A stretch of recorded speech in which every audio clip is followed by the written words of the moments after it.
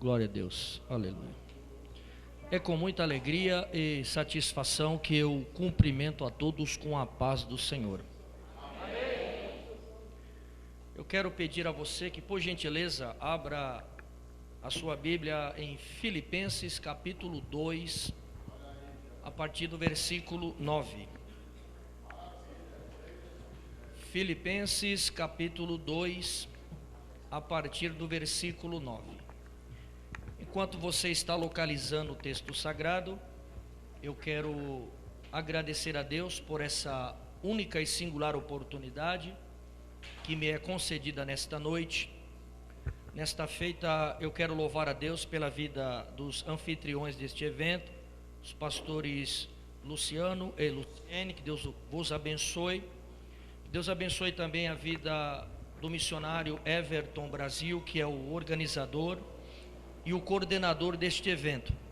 Deus abençoe também a vida de todos os pastores, pregadores, cantores, homens e mulheres de Deus, tanto os que me antecederam, quanto os que virão após mim, e que Deus abençoe a todos que se fazem presentes nesta noite.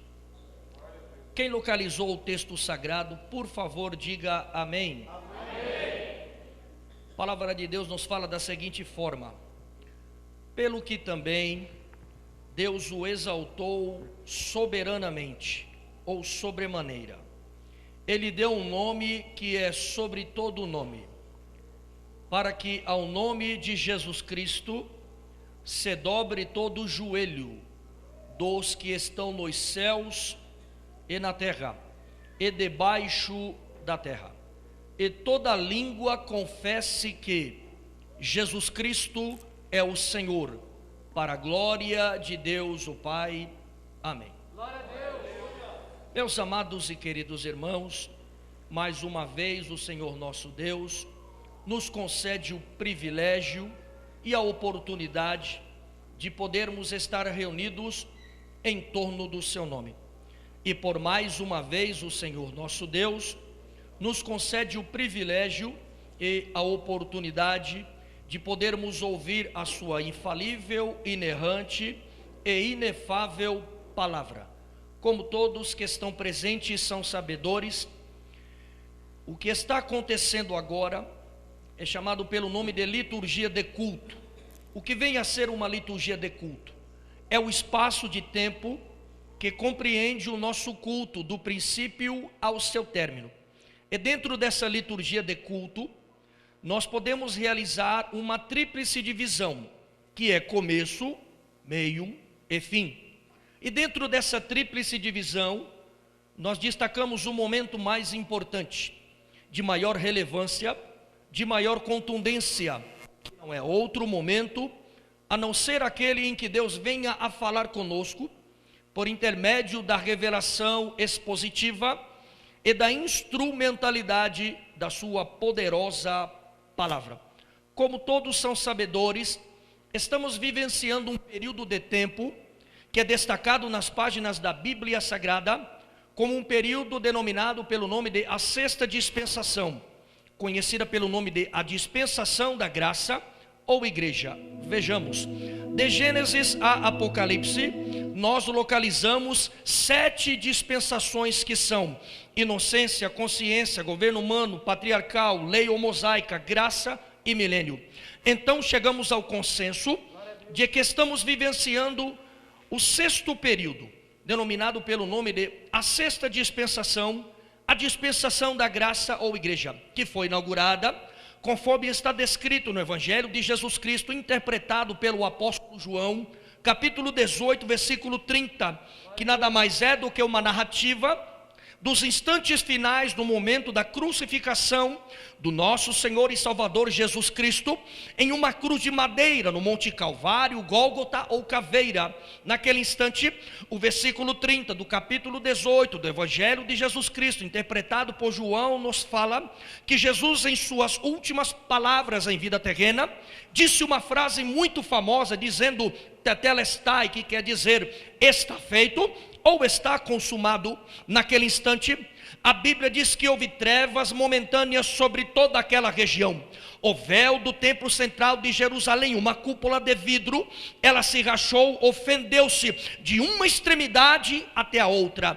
Naquele instante, duas situações distintas aconteceram. A primeira foi a inauguração deste período de tempo pelo qual estamos vivenciando, e a segunda foi o envio do Espírito Santo, para que a partir daquele instante ele viesse a ser e a exercer um protagonismo, porque no livro do profeta Zacarias, capítulo 4 e o versículo 6 nos diz que não é por força, e nem tampouco por violência, mas é pelo meu Espírito, assim diz o Senhor. Então, todos que estão aqui nesta noite sabem que só conseguiram chegar aqui porque o Espírito Santo os conduziu, para que aqui você viesse a ouvir uma palavra que venha revolucionar a sua vida. Quem concorda com isso e toma posse, levante a sua mão e glorifique a Deus.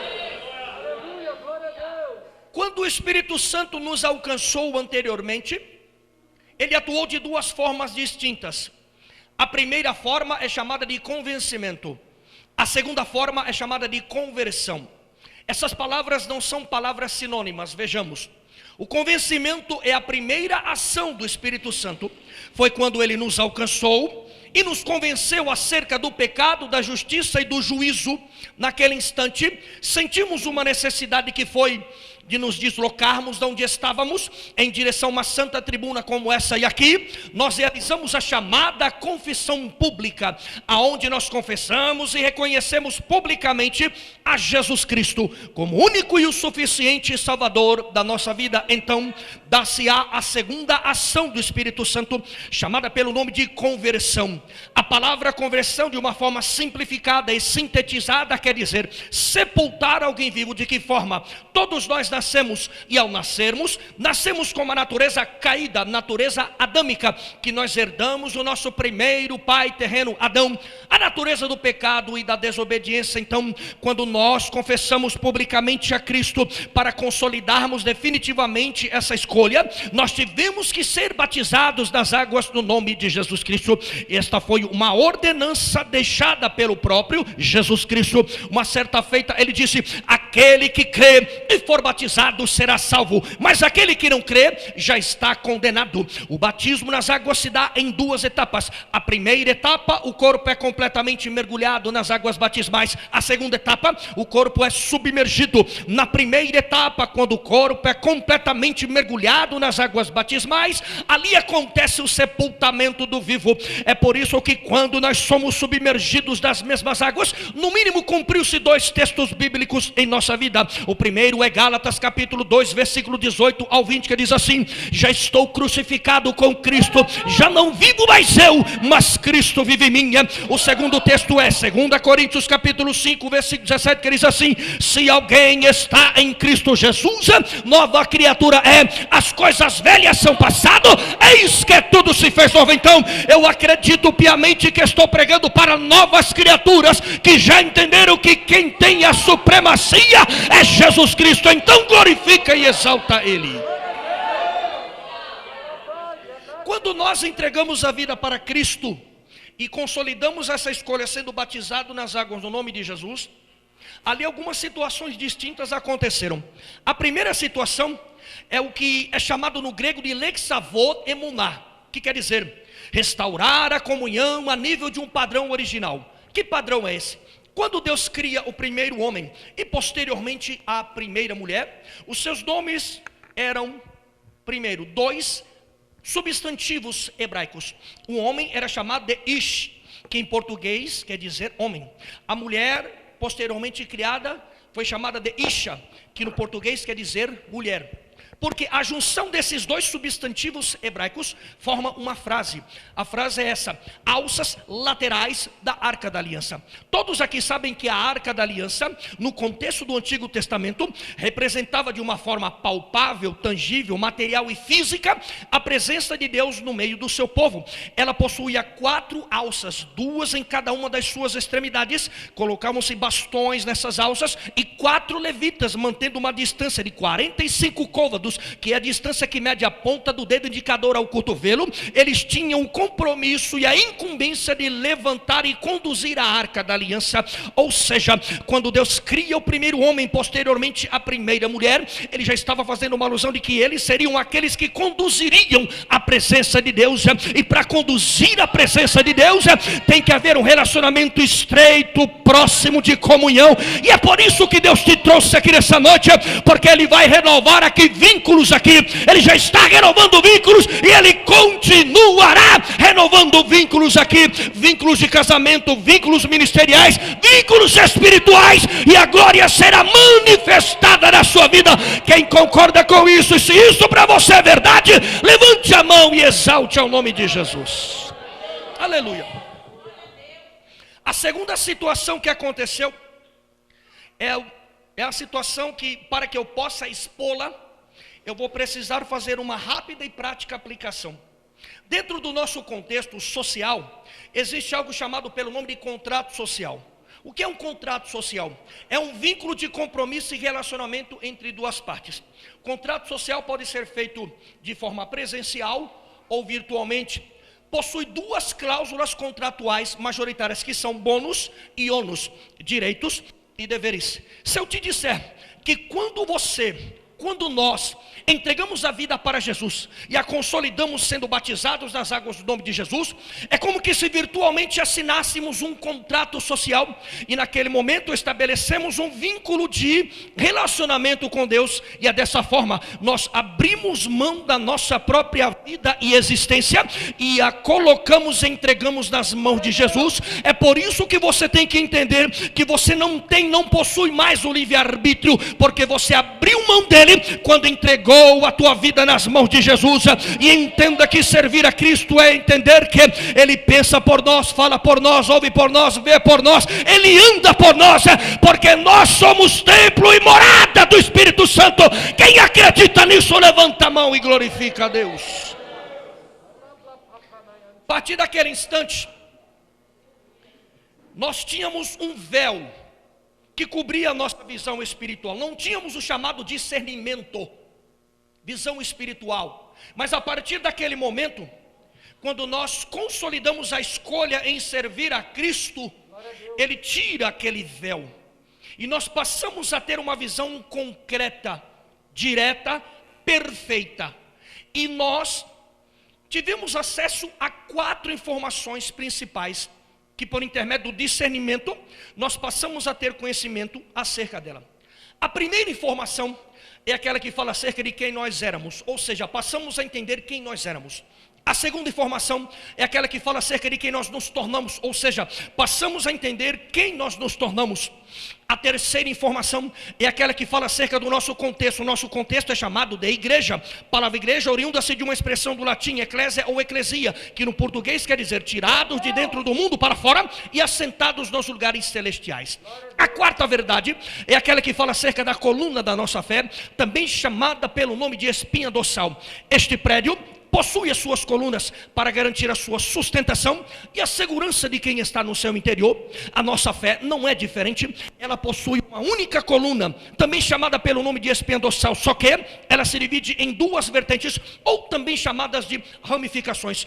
A primeira vertente é aquela que fala pela maneira pela qual nós reconhecemos e identificamos o nosso Deus. Vejamos, de acordo com as páginas da Carta Magna, Bíblia Sagrada, a primeira vez que nós vamos observar e ler o nome de Deus é em Gênesis capítulo 1, versículo 1. O texto original é Bereshit bara Elohim shamaim in aretz. No português é: no princípio criou Deus os céus e a terra. O nome Deus, por estar no Antigo Testamento, é uma expressão hebraica transliterada para o português Elohim, que quer dizer Deus. E o que isso indica? Que o nosso Deus, ele é formado por uma pluralidade unida, uma pluralidade total, uma pluralidade indivisível, uma pluralidade que não pode ser separada. A unidade do corpo de Cristo está manifestada aqui nesta noite. Uma unidade indivisível e indissolúvel está sendo manifestada aqui nessa noite. Por quê? Porque dentro do corpo de Cristo, assim como é na unidade do nosso Deus, não tem ninguém maior, não tem ninguém melhor, não tem ninguém maior, não tem ninguém que prega mais, ninguém que prega menos, ninguém que canta mais, ninguém canta menos, não,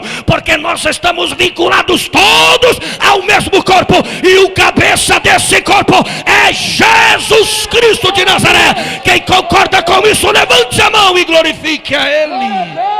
Aleluia. A segunda vertente vinculada à espinha dorsal da nossa fé é a Bíblia Sagrada, a Palavra de Deus, a Carta Magna.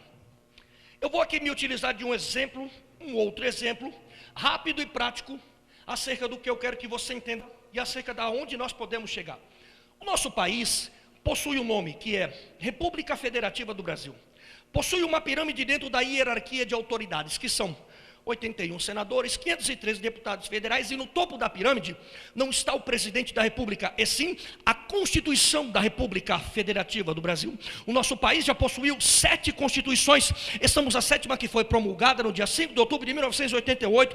A Constituição brasileira possui 250 artigos e aproximadamente 99 emendas constitucionais. Em meio a esses artigos e emendas, ela possui 5 artigos que são classificados pelo nome de cláusulas pétreas, que quer dizer irrevogáveis. É como que se fosse um plano B da Constituição, para que quando venha surgir um problema, alume a sociedade sem solução, os magistrados utilizam-se das cláusulas pétreas, usando o recurso chamado de jurisprudência, que quer dizer interpretação. Agora, com todo respeito à Constituição do nosso país, eu acredito que aqui está a Constituição da igreja, e diferentemente da Constituição brasileira, ela não possui apenas algumas cláusulas pétreas, não, mas de Gênesis a Apocalipse são 66 cláusulas pétreas. E como eu defendo este argumento, eu abro a Bíblia no livro do profeta Messênico Isaías, capítulo 55, versículo 11, e descubro que lá está escrito assim: mas assim será toda palavra que sair da minha boca, ela nunca voltará vazia, sem antes cumprir tudo que me apraz e prosperar no objetivo pela qual eu a designei. Isso quer dizer que Deus uniu o seu povo, a sua noiva, a sua igreja. Todos que estão aqui têm promessa, têm chamada, foram separados e selecionados por Deus, mas tudo aqui está vinculado a um tempo que não é o nosso, mas é o tempo de Deus, que é chamado no grego de Kairos. E dentro deste tempo nós vamos passar por alguns momentos, circunstâncias, intempéries, perseguições, apedrejado, traição, e muitos até começam a desanimar, ou até mesmo eles esquecem da promessa. Mas Deus te trouxe aqui nessa noite, criou esta situação para que você entenda: o Deus que você veio prestar culto, primeiro, Ele não sofre de amnésia; segundo, Ele não sofre de Alzheimer; terceiro, Ele não sofre de mal de Parkinson. Tudo que Ele promete, Ele cumpre, tudo que Ele fala, Ele faz. É por isso que a Bíblia diz, Números capítulo 23, versículo 19: Deus não é homem para que minta, nem filho do homem para que se arrependa. Malaquias capítulo 3, versículo 6 diz assim: eu, o Senhor, não mudo, por isso vós não sois consumidos. Hoje Deus te trouxe aqui para te dizer: nada mudou, tudo permanece de pé, a promessa está de pé, a chamada está de pé, tudo permanece de pé. Eu não abro mão de quem eu separei. Quem acredita, concorda, recebe. Quem toma posse, levante a mão e glorifique a Deus. Aleluia. Aleluia. O que é a Bíblia Sagrada para nós? Ela é a segunda vertente vinculada à espinha dorsal da nossa fé. Ela é a maior autoridade que aqui, a maior revelação. Não há autoridade maior do que a palavra, e não há revelação maior do que a palavra. O que é a palavra de Deus? A palavra de Deus, o nome Bíblia já diz tudo: conjunto, coleção. 66 livros agregados em um. Falam de 39 livros do Antigo Testamento e 27 do Novo. A Bíblia nos fala acerca primeiro de 2 tempos: o tempo do Antigo Testamento, que é chamado em hebraico de Cronos, é o tempo que determina datas, épocas e estações, era o nosso tempo. E o tempo do Novo Testamento, que é chamado no grego de Kairos, o tempo de Deus. Romanos capítulo 8, versículo 28. A Bíblia também nos fala acerca de 2 alianças: a aliança do Antigo Testamento, que era conhecida pelo nome de aliança da expiação, e a aliança do Novo Testamento, que é conhecida pelo nome de aliança vicária. Uma rápida particularidade em segundos acerca de particularidades rápidas e práticas acerca dessas 2 alianças.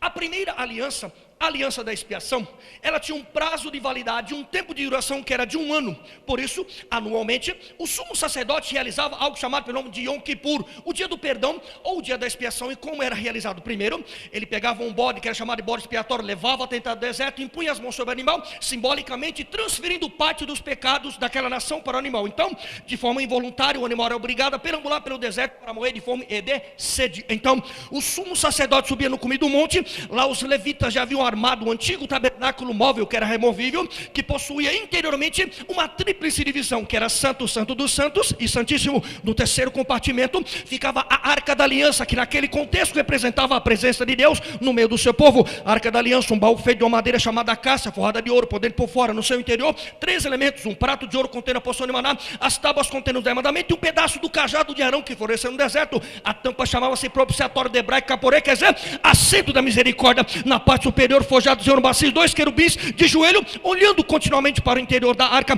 A Bíblia diz que as suas asas se tocavam no alto e o joelho embaixo, formando ali um círculo que representava 2 realidades: a nossa realidade chamada de tempo e a realidade de Deus chamada de eternidade. Então o sumo sacerdote, ele vestiu uma roupa chamada de estola sacerdotal. No seu peito pendurava-se o éfode, um quadrado com 12 pedras de cores diferentes, representando as 12 tribos de Israel. E então, enquanto ele dizia a seguinte expressão: Hazar, Hazar, venite Hazar, quer dizer, Senhor, que o teu poder esteja comigo, os levitas amarravam na sua cintura uma corda, na sua perna direita um sino. Então ele começava a sua trajetória, tendo como por objetivo tentar chegar no segundo compartimento, que era o Santo dos Santos. E de que forma ele fazia isso? Ele não andava, ele marchava. Por quê? Ele tinha um sino na perna direita, e aquele sino não estava ali de enfeite não, mas ele tinha um propósito. O propósito era esse: quando ele adentrasse, se ele adentrasse no segundo compartimento e chegasse no Santo dos Santos, ele tinha que realizar toda a liturgia. Pastor Vitor Brito, marchando, porque lá fora o povo entendia, enquanto ele produzia o som lá dentro, era o significado de que Deus estava provando tudo. Mas se porventura o som cessasse, eles entendiam lá fora que Deus havia reprovado. O fogo rompia do céu, carbonizava, fulminava o sumo sacerdote. Então a corda que havia amarrado na sua cintura servia para puxarem para fora seus restos mortais. Então chegamos ao contexto da leitura que eu acabei de realizar. Nada mais é do que uma narrativa de uma reunião que houve no terceiro céu, porque biblicamente falando só existem 3 céus: aurônios, messorâneos e eporâneos. Primeiro céu, o céu que é alcançado ao olho nu. Segundo céu, onde estão as constelações e as galáxias. A nossa galáxia é a Via Láctea. E o terceiro céu, aonde neste exato momento, como descreve Isaías capítulo 6, está o trono da glória de Deus. Deus assentado sobre este alto e sublime trono, a santidade emanando pelas laterais do trono, incendiando pedras. Então, ao redor deste trono, Deus cria, dentro da hierarquia angelical, uma classe chamada de serafins. A Bíblia descreve os serafins como possuindo 6 asas, 2 cobrindo o rosto, 2 cobrindo os pés, e com 2 eles usam para sobrevoar o trono da glória. A Bíblia diz que o trono da glória se movimenta continuamente, e os serafins acompanham esse movimento. Eles contemplam o que a santidade de Deus produz, e eles adoram a Deus, dizendo ininterruptamente, dizendo: Santo, Santo, Santo é o Senhor, o Deus dos exércitos. A terra está cheia da sua glória. Nessa noite aqui, Deus vai se manifestar no nosso meio. Deus já está se manifestando, e todas as vezes que Ele se manifesta é de 2 formas: é através do Kavod e da Shekinah, é através da glória e da presença. Presença, glória, glória, presença. A glória de Deus atrai a presença, e como nós atraímos? Glorificando, exaltando, ovacionando o nome de Jesus Cristo. Quem veio aqui para tributar a Ele a adoração, levante a mão e adore a Ele. Então, aleluia. O texto que nós lemos, e eu já concluo, entrego o microfone a quem é de direito. O texto que nós lemos destaca um momento em que Jesus toma uma decisão e os resultados da decisão que Jesus tomou. Filipenses capítulo 2 destaca a reunião da Santíssima Trindade no terceiro céu. A unidade indivisível e indissolúvel dentro da pluralidade de Deus. A questão do pecado, da morte e da supremacia do diabo sobre a humanidade estava exposta. Então, de uma forma voluntária, eu disse voluntária, não disse oferecido, de uma forma voluntária, Jesus se coloca à disposição. O que é uma pessoa voluntária? Olha aqui para mim. Uma pessoa voluntária é aquela que se coloca e diz assim: eu estou aqui, se precisar de mim, pode contar comigo. Ele se coloca à disposição, voluntariamente. Ele veio, realizou a obra que todos nós conhecemos, e o resultado dela foi o que nós lemos aqui. Pelo que Deus o exaltou soberanamente, lhe deu um nome que é sobre todo nome, para que ao nome de Jesus Cristo se dobre todo o joelho. Ou seja, não importa o tempo que durar, não importa a dureza da cerviz da pessoa, nem a indignação do seu caráter, um dia ou outro, ele vai ter que reconhecer que Jesus Cristo é o Senhor. E nessa noite aqui eu já profetizo, Deus vai salvar a família de crente aqui, Deus vai salvar a familiar de crente, Deus vai salvar homens, mulheres, adultos, Deus vai hoje na onde você não pode, realizar o que você não pode, e a salvação vai chegar naquele lugar. Pelo que Deus o exaltou soberanamente, e lhe deu um nome que é sobre todo nome, para que o nome de Jesus Cristo se dobre todo o joelho dos que estão nos céus e na terra, e debaixo da terra, e toda língua confesse que Jesus Cristo é o Senhor, para a glória de Deus Pai. Quem acredita, recebe essa palavra e concorda, aplauda bem alto a Jesus. Amém.